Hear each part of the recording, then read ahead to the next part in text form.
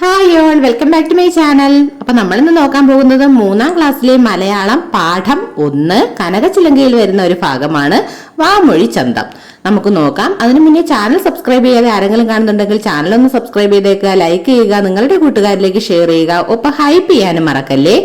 ഇതിനു മുന്നേയുള്ള കാക്കിരി പൂക്കിരി എന്നുള്ള ഭാഗം കാണാനായി മുകളിലുള്ള ഐ ബട്ടണിൽ ടീച്ചർ ക്ലാസ് കൊടുത്തേക്കാൻ നിങ്ങൾക്ക് കയറി കാണാവുന്നതാണ്. അപ്പൊ നമുക്ക് നോക്കിയാലോ. വാമൊഴി ചന്തം.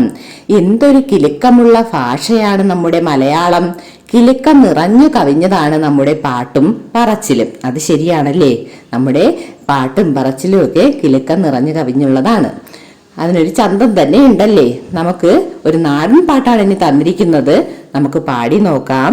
തിന്താരോ തക തിന്താരോ തക തിന്താരോ തക തിന്താരോ തക തിന്താരോ തിന്താരോ തക തിന്താരോ തക തിന്താരോ തക തിന്താരോ.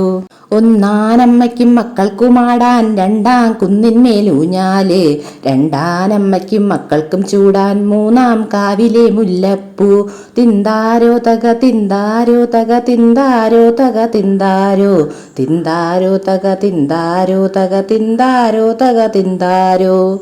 മൂന്നാനമ്മയ്ക്കും മക്കൾക്കും ചാർത്താൻ നാലാം കാട്ടിലെ പൊന്മാല, നാലാനമ്മയ്ക്കും മക്കൾക്കും ചുറ്റാൻ അഞ്ചാം ചെന്മുകിൽ പൂഞ്ചേല. തിന്താരോ തക തിന്താരോ തക തിന്താരോ തക തിന്താരോ തിന്താരോ തക തിന്താരോ തക തിന്താരോ തക തിന്താരോ. അപ്പോ നാടൻ പാട്ട് നിങ്ങൾക്ക് ഇഷ്ടപ്പെട്ടോ മക്കളെ? ഇതിൽ ആവർത്തിച്ചു വരുന്ന വരികൾ ഏതാണ്? തിന്താരോ തക തിന്താരോ തക തിന്താരോ തക തിന്താരോ അല്ലേ?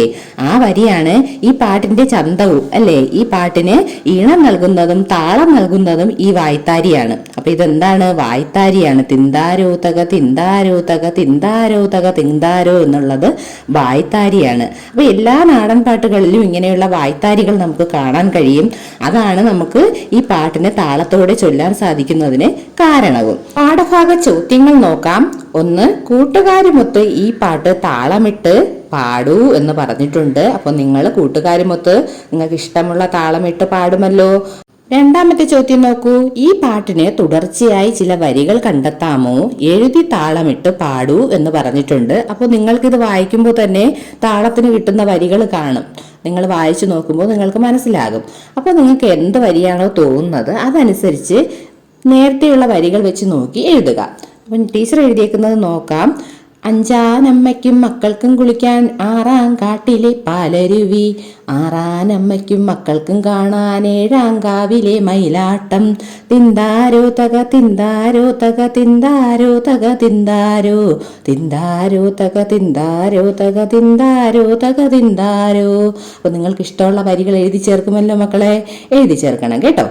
അടുത്ത ചോദ്യം നോക്കാം. ചില വായ്ത്താരികൾ ടീച്ചറോടൊപ്പം ചൊല്ലി ആസ്വദിച്ചല്ലോ. നിങ്ങൾ ഉണ്ടാക്കിയ വായ്ത്താരികൾ എഴുതി വെക്കൂ. വായ്ത്താരികൾ സംഘമായി ചൊല്ലി ആസ്വദിക്കൂ. അപ്പോൾ ടീച്ചർ കുറച്ച് വായ്ത്താരികൾ ഇവിടെ എഴുതിയിട്ടുണ്ട്. കൂടുതൽ നിങ്ങൾ കണ്ടെത്തി എഴുതണം. എന്നിട്ട് എന്തു ചെയ്യണം? നിങ്ങളുടെ കൂട്ടുകാരുമൊപ്പം ഇത് ചൊല്ലി ആസ്വദിക്കണം. ചെയ്യുമല്ലോ. അടുത്ത ചോദ്യം നോക്കൂ. ഇത്തരം വായ്ത്താരികളുള്ള നാടൻ പാട്ടുകൾ ടീച്ചർ തരും. അവ പാടി രസിക്കൂ, ബാലസഭയിൽ അവതരിപ്പിക്കൂ എന്ന് പറഞ്ഞിട്ടുണ്ട്. അപ്പോൾ നാടൻ പാട്ടുകൾ ടീച്ചർ നിങ്ങൾക്ക് തരുന്നത് എഴുതിയെടുത്ത് നിങ്ങൾ സംഘമായിട്ട് പാടണം. നിങ്ങൾ വായ്ത്താരിയും നാടൻ പാട്ടും മടി കൂടാതെ ചൊല്ലിയോ? സ്വയം പരിശോധിക്കൂ. അപ്പോൾ മടി കൂടാതെ തന്നെ എല്ലാ മക്കളും ഇത് ചൊല്ലണം. മടിക്കേണ്ട കാര്യമുണ്ടോ? ഇല്ല. എല്ലാവരും സംഘമായി ചേർന്ന് ഒരുമിച്ച് നാടൻ പാട്ടും വായ്ത്താരിയും ചൊല്ലണം. അടുത്ത ക്ലാസ്സിൽ ഇതിന്റെ ബാക്കി ഭാഗവുമായി കാണാം. അപ്പോൾ സബ്സ്ക്രൈബ് ചെയ്യാനും ലൈക്ക് ചെയ്യാനും ഷെയർ ചെയ്യാനും മറക്കില്ലല്ലോ. Thanks for watching.